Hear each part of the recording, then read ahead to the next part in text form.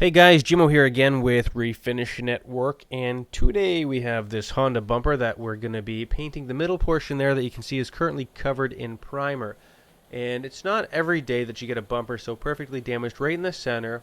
And what that's going to allow me to do is only apply color in that area, blend it out, and I'm going to have the original base coat still intact on the sides of the bumper. So when we go to install this again after, the color is going to match 100% the way it did before we had this mishap.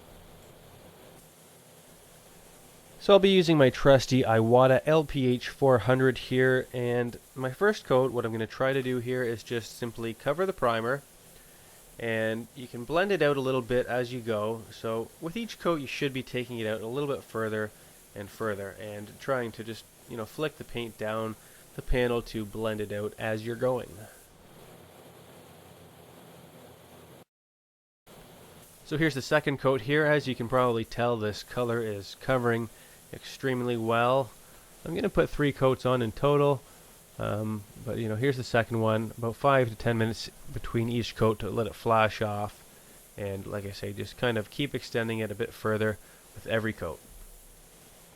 So in my last video I had somebody ask me how to avoid getting a patchy look when spraying metallic colors, and the technical term they're likely referring to is modeling, and that's when the metallics haven't been distributed very evenly or they're clumped together and have a patchy look to them. So some ways you can avoid or correct modeling is by lowering your pressure on your last coat about somewhere between 5 to 8 psi, and increase your gun distance maybe 2 to 3 inches, and that's going to work to widen your fan a bit and dust the metallics on a bit more evenly and hopefully correct the problem. I've also found spray equipment can go a long way, so if you're using a lower end gun, you're probably going to have a bit more problems than somebody spraying with something top of the line.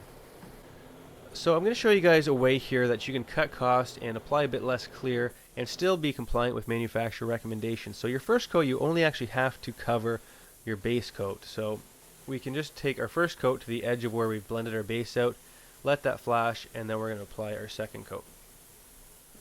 So I waited about 15 minutes before applying my first coat of clear, and it took about 5 minutes between the first and second coat to flash off, and this is all relative to temperature, humidity, airflow. It's all going to come into play, and the product you're using, of course, to determine your exact flash times. So while I put this second coat of clear on, I'm going to take a small break from talking about painting, and I want to tell you guys about my trip tomorrow, which is my first visit to the USA since I was 7 years old, so I'm pretty pumped for it.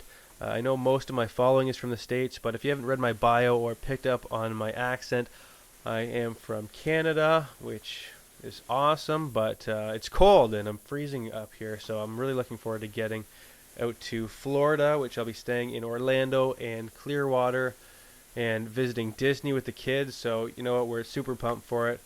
And I have a few concerns which maybe you guys can help me out there. I need to know where to find a good cup of coffee. Up here we have Tim Hortons, which we're all slaves to, and from what I understand they're not so popular down there. So I'd like to hear some recommendations. Also, I'm looking forward to testing out some Papa John's pizza.